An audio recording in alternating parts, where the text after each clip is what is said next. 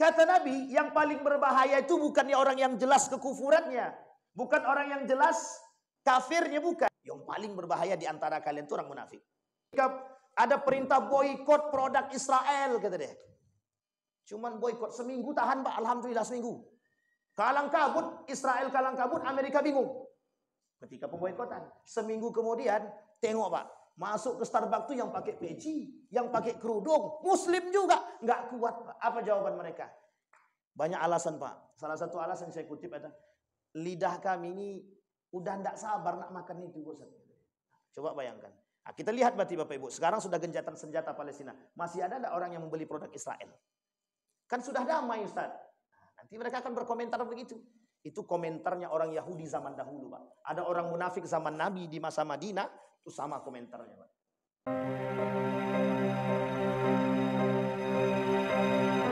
A'udzu billahi minasyaitonir rajim. Bismillahirrahmanirrahim.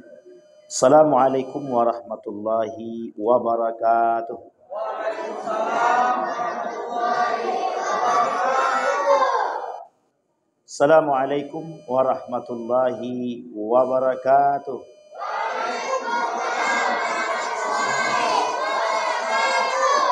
Alhamdulillahi rabbil alamin. Alhamdulillahilladzi an'ama bi ni'matil iman wal islam bihima tatimmus salihat. Asyhadu an la ilaha illallah wahdahu la syarika lah wa asyhadu anna Muhammadan abduhu wa rasuluh la nabiyya ba'd. Allahumma salli wa sallim wa barik ala hadzal nabiyil karim. Allahumma salli ala Muhammad wa ala ali Muhammad fil alamin innaka Hamidum Majid. Ya ayuhan nasu taqu rabbakum alladhi khalaqakum min nafsin wahidah wa khalaqa minha zawjaha wa batha minhuma rijalan katsiran wa nisaa'a wattaqullaha alladhi tasaaluna bihi wal arham innallaha kana 'alaikum raqiba. Wa qala Allah ta'ala ya ayyuhalladzina amanu taqullaha wa qulu qawlan sadida yuslih lakum a'malakum wa yaghfir lakum dhunubakum wa may yuti'illaha wa rasulahu faqad faza fawzan 'azima. Puji syukur kehadirat Allah dengan mengucapkan alhamdulillahi rabbil, berselawat kepada Nabi dengan mengucapkan Allahumma salli ala Muhammad wa ala ali Muhammad fil alamin innaka Hamidum Majid. Bapak Ibu sekalian yang berbahagia, mudah-mudahan di maghrib ini Allah melimpahkan rahmat dan karunia-Nya kepada kita semua. Allah jadikan rumah tangga yang sakinah, mawaddah, warahmah. Allah jadikan anak-anak yang saleh dan salihah. Allah istiqamahkan kita dalam ketaatan dan kebaikan. Allah jadikan kita kelak di akhir hayat kita husnul khatimah. Amin. Baik Bapak Ibu sekalian yang berbahagia, seharusnya malam ini Ustadz Fajriansa, ya betul ya Pak, karena beliau ke Tembilahan. Kita doakan mudah-mudahan Allah mudahkan urusan beliau, Allah sehatkan, Allah kuatkan, Allah jadikan orang-orang, Allah kumpulkan bersama kelak orang-orang yang saleh. Amin ya rabbal alamin. Baik Bapak Ibu sekalian yang berbahagia, di maghrib ini saya ingin menyampaikan beberapa hadis dari baginda Nabi Muhammad SAW. Kata baginda Nabi Muhammad SAW dalam hadisnya, la yunqadanna ural islami urwatan fakullama intaqadat urwatan tashabbatin nasu billati taliha wa awwalahunna naqdal hukm akhiruhunna as-salah. Kata Nabi, niscaya simpul-simpul agama Islam ini akan terlepas seutas demi seutas. Dan apabila simpul telah terlepas, niscaya manusia akan berusaha memegang erat simpul-simpul yang lain. Maka kata Nabi, ketahuilah, simpul pertama yang akan putus atau yang terputus adalah simpul pemerintahan. Sedangkan simpul yang terakhir putus dari umat muslim, kata Nabi, adalah salat.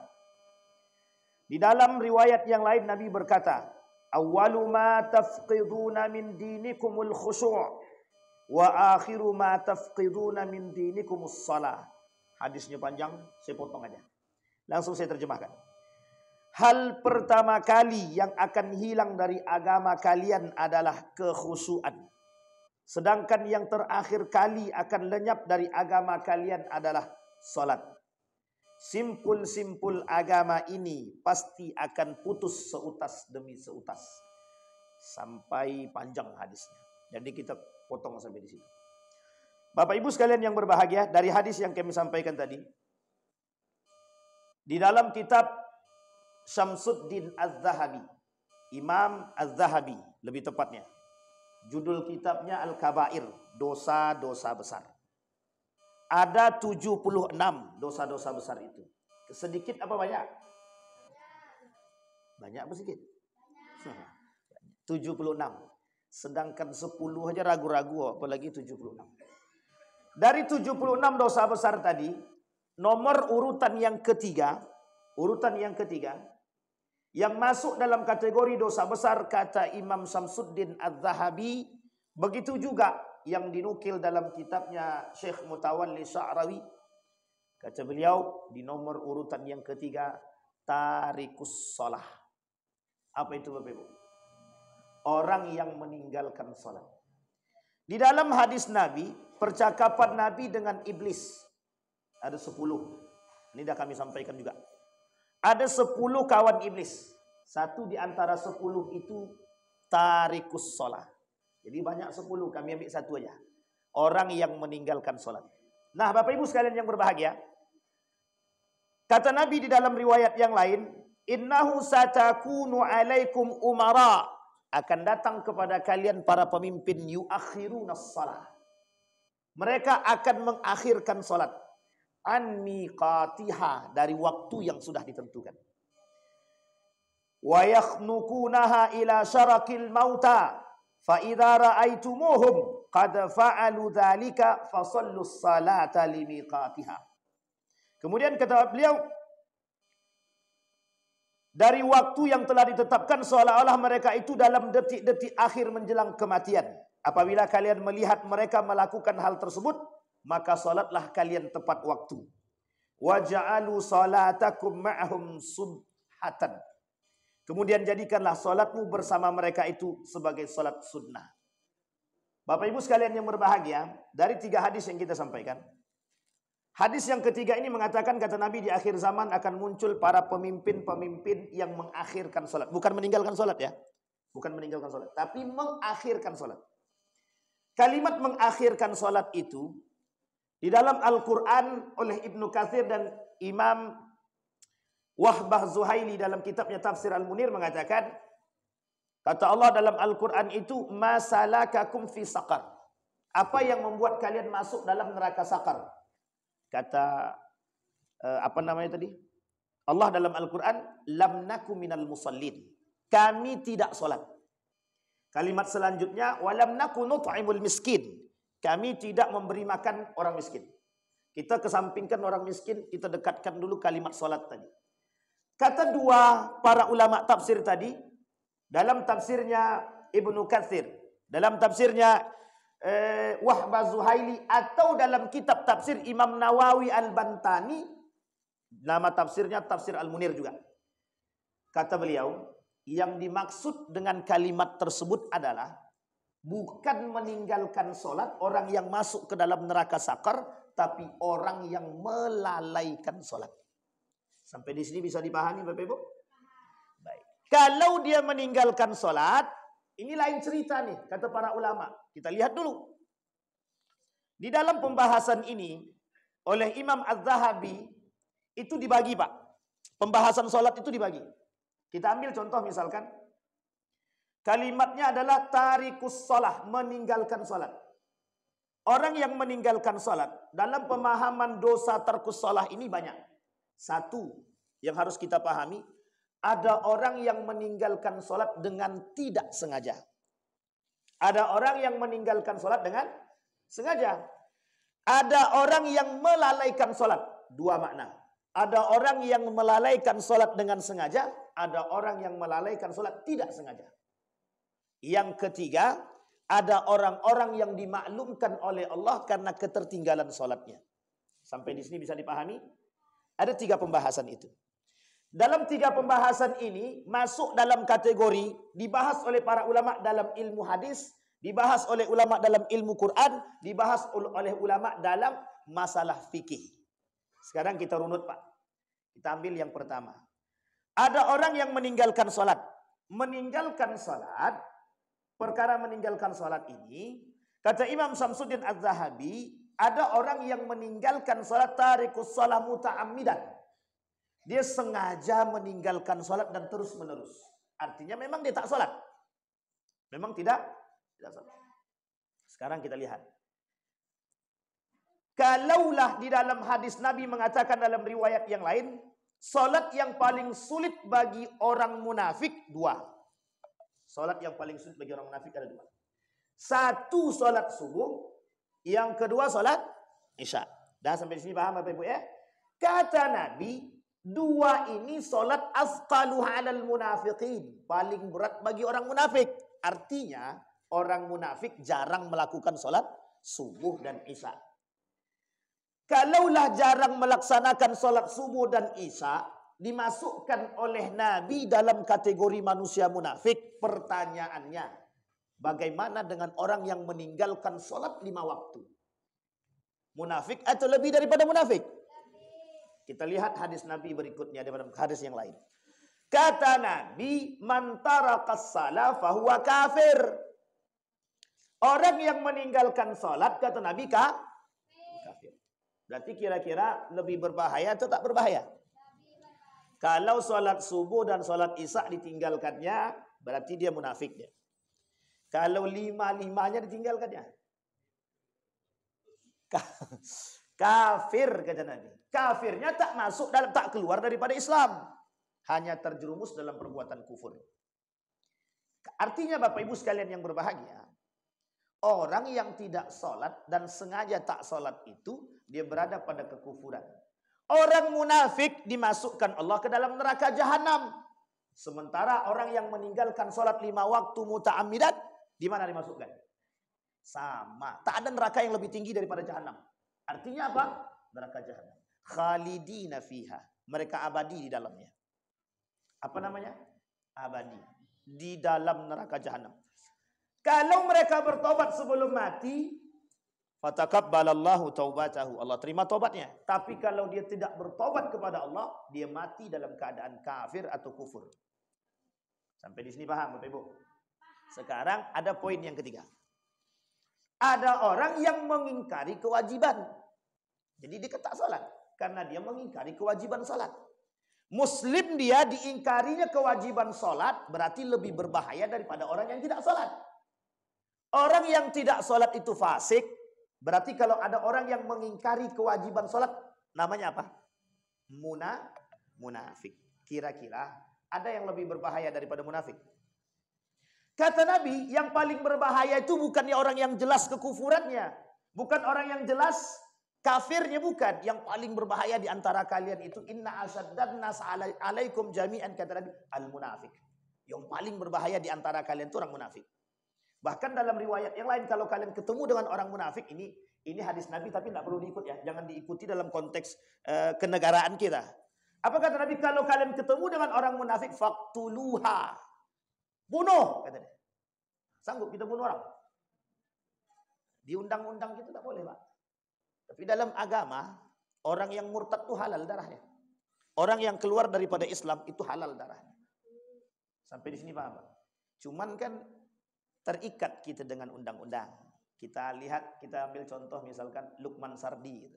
Lukman Sardi selesai melakukan film Kiai Haji Ahmad Dahlan, langsung keluar daripada Islamnya. Cuman kan tak boleh kita bunuh. Dia murtad dia. Muslim dia tapi dia murtad. Banyak itu. Kasus-kasus begitu banyak. Dan penghinaan terhadap Islam itu banyak. Dari orang-orang yang sudah masuk Islam tapi mereka keluar daripada Islam. Dan itu sebenarnya dalam Islam darah mereka halal. Artinya kita boleh bunuh. Dalam Islam. Di luar Islam kita tak boleh. Lalu di luar Islam kita tak boleh. Kenapa? Karena posisinya kita diatur oleh undang-undang. Nah kalau kita membunuh mereka, kita yang masuk penjara. Paling tidak 20 tahun itu penjara. 20 tahun karena membunuh manusia tanpa bersalah. Kenapa? Karena di negara kita undang-undangnya bebas memilih agama manapun. Bebas memilih agama manapun yang dikehendaki mereka. Artinya dijaga. Haknya mereka dijaga oleh negara. Jadi kalau mereka keluar daripada Islam, dia kemudian ambil agama yang lain, silahkan. Bapak Ibu sekalian yang berbahagia, sebenarnya dalam hukum agama kita itu bermasalah. Hanya saja kita tidak dalam hukum agama, dalam hukum undang-undang. Baik, kembali kepada poin tadi Bapak Ibu. Kafir. Man taraka shalah fahuwa kafir. Yang meninggalkan salat dia kafir, kata Nabi. Kafir di sini kufur orangnya. Maka kalimat pertama yang kita bahas adalah orang yang meninggalkan salat muta'ammidan, yang sengaja meninggalkan salat. Orang yang sengaja meninggalkan salat, mereka kafir, apalagi orang yang mengingkari kewajiban salat. Ade Armando mengingkari kewajiban salat dan kawan-kawannya Humaila DKK itu mengingkari kewajiban salat. Kalaulah mengingkari kewajiban salat, maka mereka munafik. Munafik mereka lebih berbahaya daripada orang fasik. Orang munafik sudah pasti fasik, orang fasik belum tentu munafik. Maka neraka yang ditempatkan bagi mereka adalah neraka jahanam.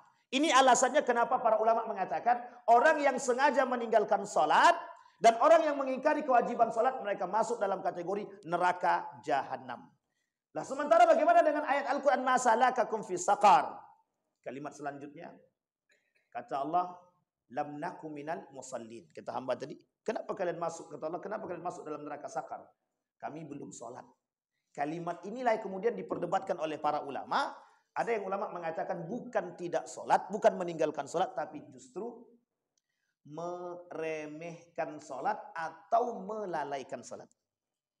Di dalam hadis Nabi yang tadi kita sampaikan tentang iblis berkawan atau kawan iblis yang 10 tadi, satu di antaranya al-mutahawid bis shalah. Orang yang meremehkan sholat. Orang yang meremehkan sholat itu banyak. Maknanya dari yang tadi saya sampaikan. Ada yang meninggalkan, ada yang melalaikan, ada yang meremehkan, ada yang mengingkari, dan lain sebagainya. Mereka semua masuk dalam kategori mutahawin bis shalah. Sekarang saya tanya Bapak Ibu. Ketika Bapak Ibu melihat anak Bapak Ibu, nak sholatlah. Ketika azan berkumandang, nak pergi ke masjid kemudian sholat. Anaknya sudah sampai pada masanya dewasa. Kata Nabi dalam hadisnya itu, kalau sampai pada umur yang 7 tahun, suruh dia sholat. Kalau sampai 10 tahun masih tak sholat, pukullah dia, kan begitu. Itu perintah dari Nabi dalam hadisnya. Maka maksud perintah itu baik untuk memberikan pendidikan yang baik kepada anak di umur 7 tahun sampai 10 tahun. Saya kasih tahu Bapak Ibu, di dalam teori psikologi dan teori pendidikan, ada masa yang paling baik untuk memberikan pendidikan kepada anak, terkhusus pendidikan agama. Dari umur 7 tahun sampai umur 12 tahun. Di atas umur 12 tahun itu akan kita mengalami kesulitan dalam memberikan pendidikan. Apa tak lagi kalau sudah di atas umur 20 tahun. Sampai di sini bisa dipahami Bapak Ibu? Baik, mantap. Jadi Bapak Ibu sekalian yang berbahagia, kalau mengajarkan anak sholat itu, ya ajak sajalah. Makanya mohon maaf, malam ini kita tengok banyak anak-anak. Senang Alhamdulillah. Ada sebagian masjid, mohon maaf, bukan sebagian sih, kebanyakan masjid anti kali dengan anak-anak tuh. Jangan kalian sholat sini lagi, berisik aja kalian. Besok tak ada sholatnya. Besoknya sholatnya di mana? Di kafe sholatnya. Salah satu contoh orang yang meremehkan sholat itu Bapak Ibu, orang yang meremehkan sholat dan merendahkan sholat itu adalah orang yang sholatnya lalai di akhir waktu. Nanti kita lihat Bapak Ibu, orang yang sholat di akhir waktu ini siapa? Ada Nabi sampaikan? Ada dalam hadis Nabi. Baik, kembali kepada yang tadi. Orang yang sengaja meninggalkan, jadi nerakanya mana Pak? Jahanam. Sementara orang munafik nerakanya jahanam. Jadi orang yang sengaja meninggalkan sholat itu disamakan dengan orang munafik. Kenapa? Derajatnya sama dengan kufur. Sama dengan kufur. Kata Nabi dalam hadisnya begini. Al-ahdu bainana wa bainahum as-salah. Perbedaan kita dengan orang kafir, kata Nabi, sholat.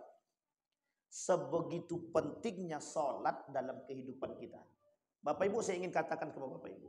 Kenapa Nabi begitu keras menyatakan sholat itu? Sampai Nabi kata dalam hadis itu yang pertama kali yang akan dihisap di hari kiamat adalah sholat. Kenapa? Kok sampai segitunya? Ada dua amal ibadah yang perlu kita pahami Pak. Kalau ibadah yang tertulis di dalam Al-Quran yang cukup istimewa, sedekah namanya. Sedekah. Sedekah itu sampai kata Allah di dalam Al-Quran, mayat tadi atau jenazah tadi minta dihidupkan kembali agar dia bisa bersedekah lebih baik. Ini ada sebab turunnya. Sebab turunnya adalah ketika seorang pemuda berada di padang pasir, kemudian berjumpa dengan orang yang miskin, dia minta kepada pemuda tadi, kebetulan pemuda tadi punya roti satu. Akhirnya dibagi dua oleh pemuda tadi. Setengah untuk yang tadi orang miskin tadi, setengah untuk dia. Ketika dia mati, ketika ruhnya sampai di gargarah tenggorokan, Allah tampakkan ibadah dia, ibadah sedekah tadi. Maka kemudian pemuda tersebut mengatakan, kalaulah aku tahu ibadah yang ditampakkan itu lebih baik, maka aku tidak akan kasih setengah, aku kasih semuanya. Cuman kan karena tak nampak aja. Maka Bapak Ibu, itu ibadah yang pertama yang ditampakkan oleh Allah sebelum jenazah atau sebelum kita mati. Ketika ruh sampai di tenggorokan, itu Allah tampakkan. Pahala-pahala sedekah dia. Mana orang yang sedekahnya 100.000, 1 juta, itu ditampakkan. Cuman tak dikasih tahu ke kita. Tak dikasih tahu. Nanti dikasih tahunya kepada Bang Ardi. Bang Ardi kau sedekah kau sekian. Besok diumumkan di masjid. Tak. Semua tidak. Semua Allah tampakkan secara sir terhadap orang yang melakukan. Hanya saja kematian tidak bisa diundur. La yastakhiru sa'atu wa la yastaqdimun, kata Allah. Tak mungkin diundur. Artinya apa? Penyesalan itu datang di akhir.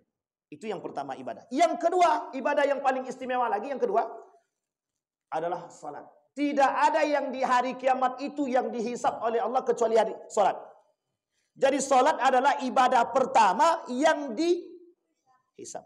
Bapak Ibu harus paham dulu konsepnya. Kenapa salat ini yang pertama dihisab? Saya kasih tahu Bapak Ibu. Sebaik apapun dia, rajin dia sedekah, puasanya rajin, berakhlak mulia kepada tetangga, kalau tidak salat dia, tak ada guna amal ibadah dia.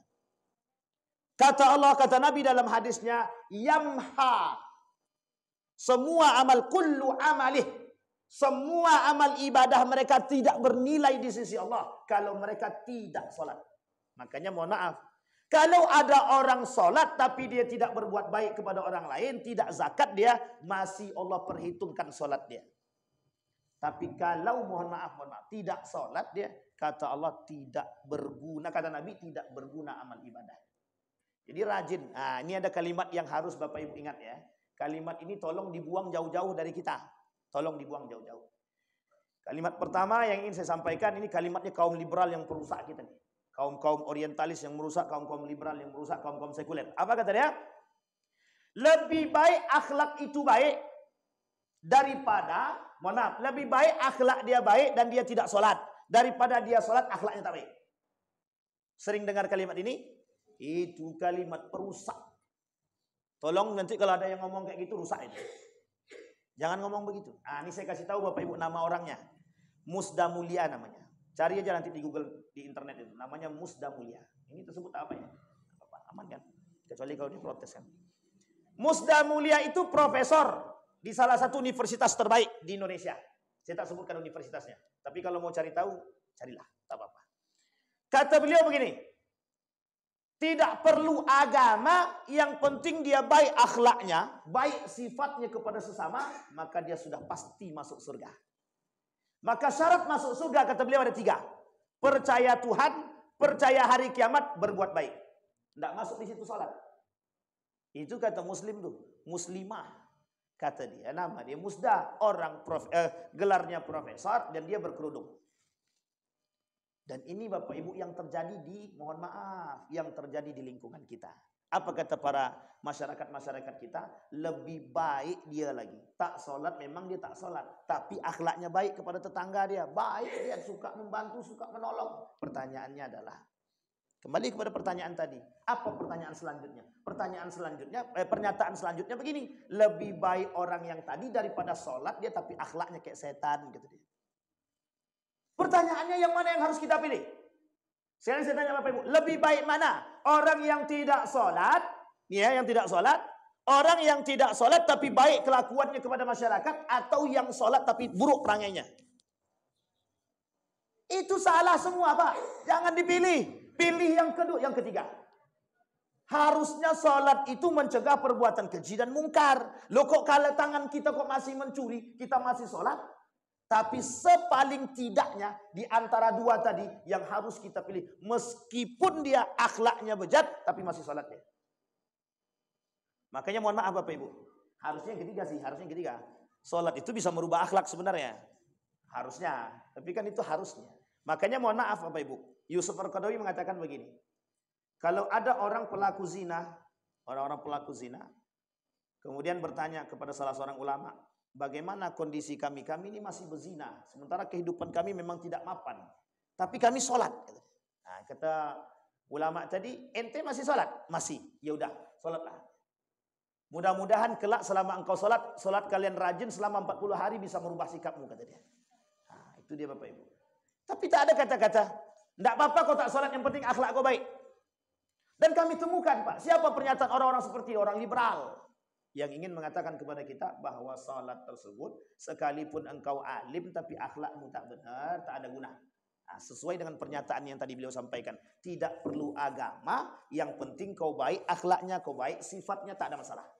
Makanya kata beliau 3 syarat masuk surga. 1, percaya Tuhan. Yang kedua, percaya hari kiamat. Yang ketiga, berbuat baik. Solat tak masuk tuh. Puasa tak masuk. Sedekah tak masuk. Padahal itu rukun apa? Rukun iman dan Islam. Jangan ragu Pak. Itu rukun Islam. Ada syahadatnya, ada zakatnya, ada puasanya, ada solatnya. Maka kata para ulama, kata Nabi, orang yang meninggalkan sholat itu kafir. Kenapa kok Nabi sebegitu yakinnya dengan kalimat tersebut? Karena mohon maaf Bapak Ibu, ternyata pengaruh sholat itu seharusnya besar. Seharusnya besar. Maka mohon maaf ketika ada orang yang meremehkan sholat, dia sedang meremehkan Tuhan soalnya.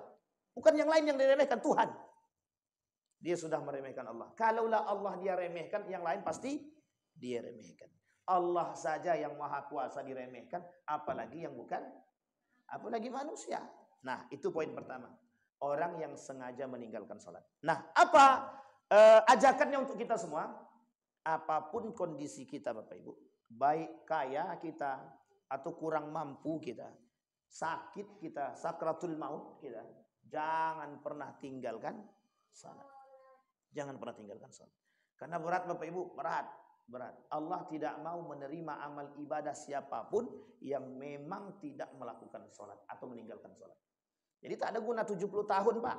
Hidup nih baik, dia selalu dia bersedekah, tapi dia tak sholat. Makanya mohon maaf, kenapa orang kafir itu dikasih dunia? Orang kafir dikasih dunia.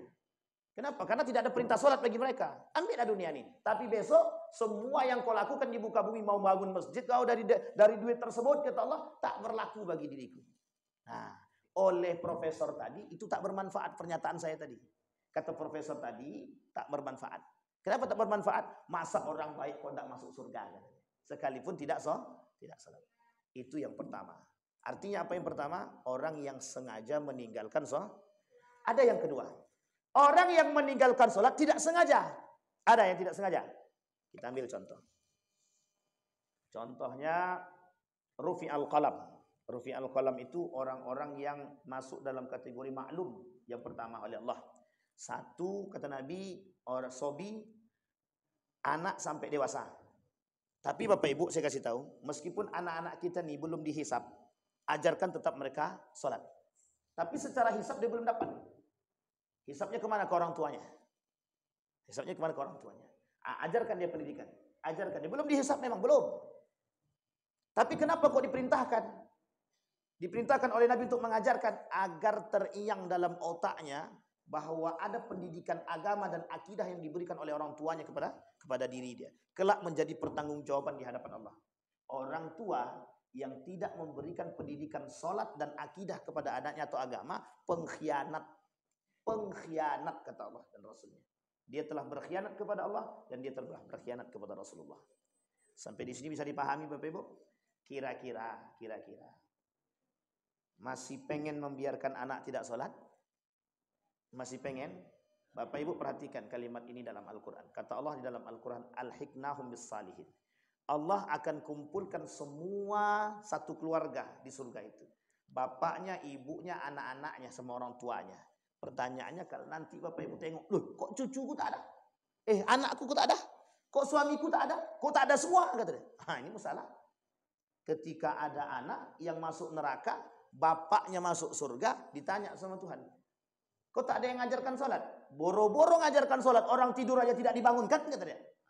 Bapak kok mana? Itu yang di surga sekarang. Tarik deh, masuk surga, masuk neraka. Bapaknya pun ikut masuk neraka kali. Coba bayangkan, anaknya dimasukkan ke dalam surga. Artinya apa Bapak Ibu? Sebegitu pentingnya. Sebegitu pentingnya. Bahkan ada satu hadis yang derajat hadis ini dhaif, lemah. Tapi kata Ibnul Qayyim Al-Jauziyah boleh diambil pelajaran. Orang yang meninggalkan sholat sama seperti orang yang sedang menggauli ibu kandungnya. Menzinahi ibu kandungnya. Berhubungan badan dengan ibu kandung. Kalau anak itu laki-laki, dia berzinah sama ibunya. Kalau anak itu perempuan, berzinah dengan bapak dia. Sama seperti itu dosanya. Itu dosanya berat apa tak berat? Bukan berat lagi Pak, berat banget. Nah, Bapak Ibu bisa bayangkan itu. Tetapi Bapak Ibu mohon maaf. Akhir-akhir ini bermunculan di berita-berita itu bahwa ada orang tua kandung menzinahi anaknya. Itu bagian daripada kejadian-kejadian yang kita dilihatkan oleh Allah Subhanahu wa taala. Dan itu terdapat dalam hadis baginda Nabi. Nah, sampai di sini bisa dipahami Bapak Ibu. Yang pertama, sabi hatta yablugh. Seorang anak sampai dia dewasa. Kalaupun dia tak melaksanakan sholat, ya tidak ada masalah. Karena tidak dihisab. Salah tapi tak berdosa. Salah tapi tidak. Jadi dalam tingkatan salah itu ada 5 tingkatan. Satu khata' salah saja. Dia cuma cukup datang kepada Allah minta maaf selesai. Yang kedua zanbun. Dia berdosa. Dia kalau khata' tadi begini. Salah dia tapi tak berdosa. Contohnya yang rufi al-qalam tadi. Orang-orang yang tidak sengaja meninggalkan salat. Sabi hatta yablugh. Orang tertidur sampai dia terbangun. Orang tertidur sampai dia terbangun. Yang ketiga orang gila sampai sadar. Orang gila sampai dia sadar. Ketiga-tiga ini, orang-orang ketiga itu lupa sama. Orang-orang lupa juga sama, itu bagian daripada yang tadi. Kalau ketiga-tiga ini, mereka tidak sholat, maka bahasanya maklum atau ma'fu anhu, diampunkan oleh Allah tanpa harus mereka minta maaf kepada Allah sebenarnya. Tapi kalaupun mereka datang kepada Allah minta maaf, Allah ampunkan. Mereka salah tapi tak berdosa. Nah, seperti yang pernah kita kasih ibaratnya, ada orang terbangun jam 8 atau jam 9 pagi. Alarm sudah, diinjak sudah, dipukul sudah, disiram sudah. Tapi tak bangun juga. Coba dicek nadinya. Masih hidup atau tidak? Nyanya mati.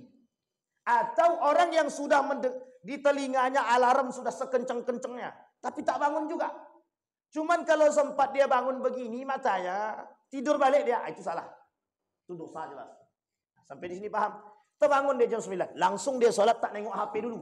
Tidak nengok HP, tidak mandi, tidak ngapa-ngapain, tidak memasak, pokoknya tidak minum. Artinya tidak ada kegiatan yang lain selain dari langsung melaksanakan sholat.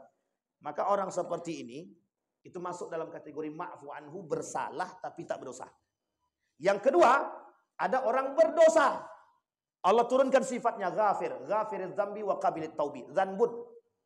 Dzanbun itu dosa. Apa dosa? Meninggalkan sholat dosa apa tidak? Dosa. Meninggalkan sholat itu dosa, Pak. Meninggalkan sholat itu dosa. Tapi Allah turunkan sifatnya. Kalau dia mau bertobat kepada Allah, Allah turunkan sifatnya. Ghafiriz dzambi wa qabilit taubi. Aku ampunkan, kata Allah, kalau mereka bertaubat kepadaku dan aku terima. Yang ketiga tingkatannya adalah dzunubun. Apa itu artinya dzunubun? Dosanya besar. Banyak dosanya. Dia tidak sholat, dia ajak orang lain tidak sholat. Dia tidak sholat. Bro, nanti aja sholatnya. Atau kita sholat di rumah saja, nggak usah ke masjid. Nah, ini namanya ngajak orang berbuat dosa. Dzunubun. Dosanya tidak satu. Ada dosa, dia tak sholat. Dosa mengajak orang lain tak sholat. Dan dosa melarang orang pergi ke masjid untuk sholat. Namanya dzunubun. Dosa. Sama sifatnya. Ghaffar. Faqultu astaghfiru rabbakum innahu kana ghaffara, kata Allah. Pengampunan bagi Allah. Allah turunkan sifatnya. Ada yang keempat. Dzunubun ma'az zulmi. Dia tak sholat, dia ajak orang lain tidak sholat, dia larang orang pergi ke masjid sholat, dia caci maki orang-orang yang sholat termasuk imam sekali. Itu namanya zolim namanya. Sampai di sini paham Bapak Ibu? Maka namanya dzunubun ma'az zulmi. Sudah berbuat dosa banyak, kemudian dia ajak orang lain, kemudian dia caci maki orang lain. Kalau sudah kaitannya dengan mencaci maki, menjelekkan orang lain, kaitannya dengan kezaliman. Sama Pak, sifatnya Allah yang Allah turunkan untuk mereka, itu namanya Ghaffar, pengampun. Ada yang terakhir Pak, yang kelima.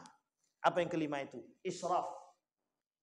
Qul li'ibadiyallatina asrafu ala anfusihim la taqnatu min rahmatillah. Dalam ayat yang lain, la taqnatu min rauhillah. Dua sifat yang Allah turunkan sekaligus. Ada orang yang israf. Israf itu sudah melampaui batas dosanya. Membunuh ia, berzina ia, memabuk ia, tidak sholat. Pokoknya semua lengkap. Lengkap semua yang dia buat. Dosa yang dia buat. Itu namanya israf. Apa namanya Bapak Ibu? Israf. Kata Allah di dalam Al-Quran, man yuhajir fi sabilillah yajid fil ardi muraghaman katsira wasa'a Wa may yakhruj min baitihi muhajiran ila Allah, thumma yudrikul maut faqad waqa'a ajruhu 'ala Allah. Orang yang israf banyak kali dosa dia, datang dia kepada Allah dan berhijrah dia kepada Allah, di tengah perhijrahan dia mati langsung masuk surga. Langsung masuk surga. Kenapa dia berhijrah? Artinya apa? Takabbalallahu taubatahu, Allah terima taubatnya. Dalam hadis Nabi dakhalal jannah. Dalam ayat Al-Qur'an kata Allah, kalau dia meninggal di tengah perhijraan dia, faqad waqa'a ajruhu 'ala Allah. Ibadah dia, pahala dia sudah Allah terima. Tapi dalam hadis Nabi, dakhalal jannah, kata Nabi. Dia masuk ke dalam surga. Maka israf Bapak Ibu. Kata Nabi, kata Allah dalam Al-Quran, sifat yang Allah turunkan untuk orang yang banyak sekali dosa tadi, rahmat. Apa namanya sifatnya? Rahmat. Jadi Bapak Ibu, kita jangan pernah mencaci maki dan mencela orang-orang yang tidak sholat. Hanya saja kita berkewajiban mengajak orang untuk sholat. Sekarang saya tanya, siapa kewajiban siapa mengajak orang sholat itu? Kalau anak kewajibannya siapa? Orang tua. Kalau tetangga kewajibannya siapa? Tetangganya lagi. Kalau yang keluarga siapa kewajibannya? Ini salah paham kita semua. Semua kewajiban sholat itu tidak ada batasan. Semuanya berkewajiban mengajak siapapun untuk sholat sejauh dia muslim. Kalau dia tak muslim jangan diajak sholat. Tapi kalau mau ajak silahkan, tak ada masalah. Siapa tahu masuk dalam masjid dia langsung bersyahadat kan? Kalau semuanya masalah sholat ini diantarkan kepada ustadz, salah. Kalau sholat ini diantarkan kepada ayahnya, salah. Kalau sholat ini diantarkan kepada ibunya, salah. Semuanya berkewajiban memberikan peringatan kepada umat muslim. Wajib. Nampak anak-anak mohon maaf, sedang ngopi main batu domino, anak-anak muda atau bapak-bapak lewat apa-apa situ nak pergi ke masjid, katakan, Pak, yuk kita ke masjid. Kata dia, uruslah dirimu sendiri. Kalau sanggup, lawan. Kalau tak sanggup, lawat aja lah. Kalau tidak, serahkan semua jemaah tabligh. Tolong orang main batu domino tuh. Nanti datang dia 10 kali, 20 kali tidak datang tuh. Kita kan tak sanggup. Datang sekali kena tempeleng, pulang kita langsung. Kalau jemaah tabligh mau 100 kali ditempeleng, 100 kali dia datang. Kalau bisa kita punya jiwa seperti itu tuh mantap. Ada seorang kiai bernama Kiai Haji Ali Maksum menuliskan buku judulnya Nasihatul Mukminin. Dalam kitab itu dia membahas tentang jihad. Nah, salah satu jihad terbaik hari ini adalah, kata beliau, jihad terbaik hari ini adalah mengajak orang sholat dalam kondisi yang tidak melaksanakan sholat. Itu berat, Pak. Apa kata kalau kita datang ke tempat orang main biliar itu, kita ajak sholat, apa kata mereka? Urus dirimu sendiri, jangan kau urus orang lain. Apa kata dia? Ini bukan urusanmu. Suruh aja ustadz-ustadzmu datang ke sini untuk ngajak. Jadi paman saya itu, preman, keluar masuk penjara, tukang pukul, itulah kerjaannya. Satu ketika minta ruqyah sama saya. Saya ruqyah, kita ruqyah, bolak-balik tak mempan. Padahal saya keponakan gitu. Tidak mempan, Pak. Satu ketika datang jamaah tabligh ke rumah dia. Datang pertama ditempelengnya, Pak. Datang kedua ditonjoknya. Datang ketiga ditendangnya, Pak. Datang yang kelima kali, capek dia mungkin, dikata gini, hari ini aku ikut kau ke masjid. Besok jangan kalian datang lagi ke rumahku ya tuh. Siap. Yang kelima tuh dia datang, pergi dia ke masjid. Sampai ke masjid tak mau balik deh. Sampailah hari ini, Pak. Coba bayangkan, Pak. Perjuangan jamaah tabligh itu ngajak orang sholat, itu tidak sama, Pak. Mohon maaf. Kalau dai-dai itu cuma bisa berkhutbah di masjid, Pak. Dari mimbar itu mereka berkhutbah sholat. Gitu. Tapi ketika nengok orang mabuk-mabukan, berani tak dia melarang itu? Jangan kalian mabuk di sini. Kalau tak ditempeleng sama orang mabuk tadi. Saya bertemu dengan begitu, Pak, di Indomaret. Kebetulan adik kelas saya pula lagi. Adik kelas, saya keluar dari Indomaret, ternyata dia minum bir bintang, Pak. Astagfirullahaladzim. Saya bilang, saya kenal. Karena kita kenal, saya bilang, ngapain kalian? Berkelahi kami, Pak. Berkelahi. Tapi Alhamdulillah, 5 bulan kemudian, dia datang ke rumah minta maaf. Minta maaf, kemudian dia sudah tobat. Sekarang jadi pimpinan pondok dia. Nah, itu kita nggak tahu jalan hidup orang, Pak. Ternyata sekarang jadi pimpinan. Dan apa yang terjadi pada diri dia? Dari orang yang, mohon maaf, kelakuannya seperti itu, yang tidak hafal Quran sama sekali, dia sekarang menjadi penghafal Quran dan menjadi pimpinan pondok pesantren tahfiz di Jawa Barat. Nah, kita nggak tahu jalan hidup orang, Pak. Nggak tahu kita jalan hidup orang. Paman saya tadi, begitu bejatnya, Pak, sampai bolak-balik kita cari obat itu untuk memperbaiki karakter di akhlak dia nih. Nggak bisa, Pak. Sekarang dia camat, Pak, di dua kecamatan itu, Pak. Camat di 2 kecamatan. Coba bisa gitu, camat di 2 kecamatan. Artinya adalah keberkahan dari Allah. Bayangkan kita nggak tahu jalan hidup orang-orang yang nggak pernah sholat, nggak pernah dicaci, datang jamaah tabligh, langsung yang kelima dan setelah itu singkat cerita, orang yang dia pukul, orang yang dia tendang itu bareng sama dia sekarang. Makan satu piring bersama, dia minta maaf dia, alhamdulillah. Artinya apa? Perlu perjuangan. Kata Syekh Ali Maksum itu berjihadlah. Karena kita nih Pak, mohon maaf, hari ini itu memang begitu kata Nabi. Di akhir zaman itu kata Nabi semangat jihad itu tidak ada. Semangat jihad dalam diri kita itu berkurang.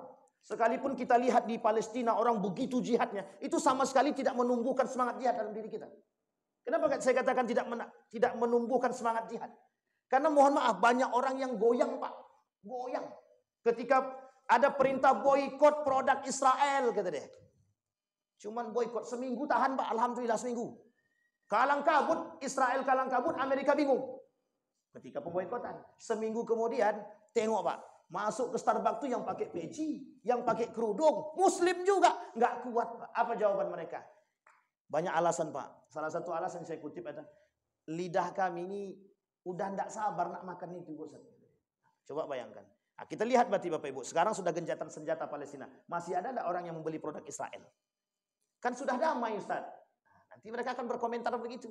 Itu komentarnya orang Yahudi zaman dahulu Pak. Ada orang munafik zaman Nabi di masa Madinah, itu sama komentarnya Pak. Sampai di sini bisa dipahami Bapak Ibu ya. Kembali kepada poin. Orang yang tidak sengaja. Yang pertama tadi yang tidak sengaja meninggalkan sholat itu sobi hatta yablugh. Mereka memang tidak sholat karena memang mereka belum dewasa. Atau kita diperintahkan untuk memberikan pendidikan. Yang kedua, orang yang lupa sampai dia sadar. Atau orang yang hilang akal sampai dia sadar. Yang ketiga, orang yang tertidur sampai dia bangun.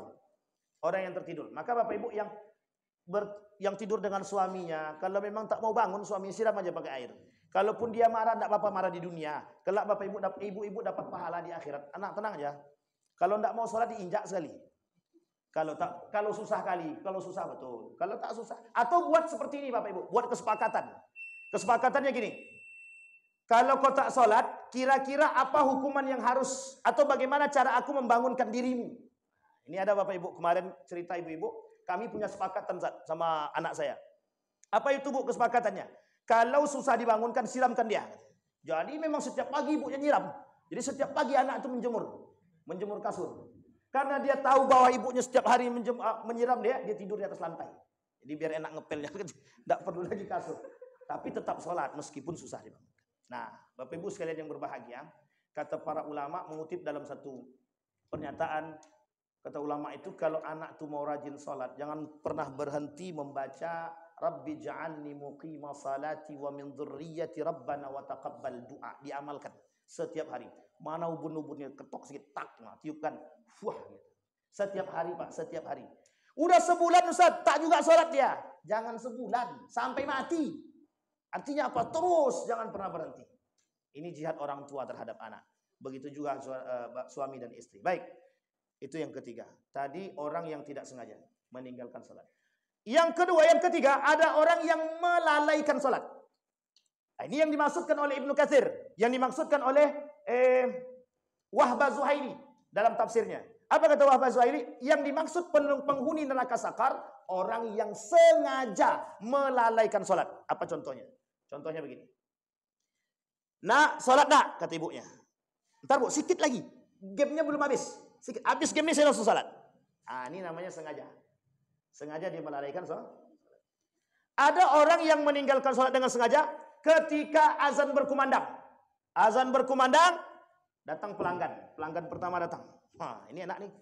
Bentar lagi. Oh ya, belum azan, belum komat. Diturusin Pak. Setan Pak, iblis punya cara Pak. Biar kita tuh tidak sholat ke masjid itu ada cara. Pertama, iblis datang, kata pelanggan tadi, mau beli. Mau ditinggal, takut, tak ditinggal, sholat ketinggalan. Akhirnya azan berkumandang, apa kata dia? Kata iblis bisik begini, belum komat, kata dia. Belum komat. Ketika sudah selesai pelanggan pertama, mau komat, datang 5 pelanggan yang lain. Kira-kira pilih mana? 5 pelanggan tentu pilih sholat. 5 pelanggan ini lumayan kan? 1 juta kalau untung 200.000 satu, lumayan coy. 1 juta. Akhirnya apa yang terjadi? Kata iblis bisikkan lagi, belum sholat, baru komat. Diselesaikan Pak. Sampai pada pelanggan yang kelima, Assalamualaikum warahmatullahi wabarakatuh, kata Pak Imam. Apa kata dia? Beristighfar, astagfirullah, ketinggalan aku salat berjamaah. Memang sengaja ditinggalkan. Sebenarnya nggak perlu istighfar begitu Pak, tapi memang salah satu ciri umat mukmin itu ya harus beristighfar itu tadi. Kenapa? Meskipun sengaja dia tinggalkan. Artinya sengaja dia melalaikan. Itu sengaja apa tak sengaja? Sengaja. Sekarang ada enggak yang tidak disengaja? Melalaikan sholat tidak disengaja. Baru sadar. Misal, tak terdengar azan, tiba-tiba sadar tengok jam. Sudah jam sekian. Itu tidak disengaja Pak. Atau mohon maaf, ada orang yang beruzur. Dan uzur itu syar'i dan qat'i. Itu boleh. Contoh, bawa orang ke rumah sakit. Di tengah perjalanan azan berkumandang. Tidak mungkin Bapak berhenti. Kami berhenti masjid dulu. Keburu mati Pak orang ini bawa. Atau keburu melahirkan ibu-ibu itu Pak. Boleh. Ta'khirus sholat. Tapi bukan disengaja ingin meninggalkan sholat. Atau melalaikan sholat. Bukan disengaja. Ini cerita yang diangkat oleh Imam Abu Hanifah. Dalam pembahasan dia. Apa kata Imam Abu Hanifah? Satu ketika sedang berwudu. Dan azan berkumandang sholat zuhur. Dia masuk ke dalam masjid. Di dalam masjid kemudian datang seorang pemuda datang. Ya Imam, di daerah sebelah ada orang meninggal dan tidak ada yang memandikan. Yang tadinya mau sholat zuhur ditinggal sama Imam Abu Hanifah. Dia pergi kemudian berangkat ke daerah sebelah. Ketika selesai memandikan jenazah dan jenazah sudah dikafani, azan asar masuk. Apa kata Imam Abu Hanifah? Idzan ajma. Jadi saya jama' aja lah. Ini hanya boleh dilakukan orang berilmu Pak. Yang tak berilmu jangan coba-coba. Nantilah, biarkan selesai dulu, nanti baru kita sholat. Nah, itu sama dengan ta'khirus sholat. Maka Bapak Ibu sekalian yang berbahagia, dalam poin yang ketiga tadi, dalam poin yang keempat, orang yang tidak sengaja melalaikan sholat. Apa yang dimaksud dengan melalaikan sholat? Begini Pak, yang disebut dengan melalaikan sholat itu begini. Ketika dia mau sholat, misal azan zuhur jam 12.30, maka dia sholat jam 1 tanpa ada uzur yang syar'i. Dia sholat jam 2 tanpa ada uzur yang syar'i. Dia ada poin yang ketiga Pak. Ada poin yang kelima yang menjadi masalah itu. Apa poin yang kelima kata Nabi? Inna salata akhiril wakti fahuwa salatul munafik. Ada orang yang sholat di akhir waktu kata Nabi, itulah sholatnya orang munafik. Jam berapa? Misal sholat zuhur jam 12.30, sholat asar jam 15.30. Dia sholat jam 15 lebih 15 sholat zuhur. Itu munafik namanya Pak. Kecuali ada uzur syar'i yang tadi saya sampaikan. Sampai di sini bisa paham Pak ya? Tapi jangan pula besok ada orang masuk ke masjid, Bapak Ibu sudah di masjid dari jam 15, jam 3, nampak ada orang sholat. Ini orang munafik nih, baru sholat zuhur nih. Gitu. Itu tak boleh pula. Cukup tahu kita dan kita tak boleh sematkan kemunafikan itu kepada mereka. Sampai di sini bisa dipahami Bapak Ibu? Kembali kepada poin tadi Bapak Ibu. Apa kata Nabi? Ini sebelum penutup.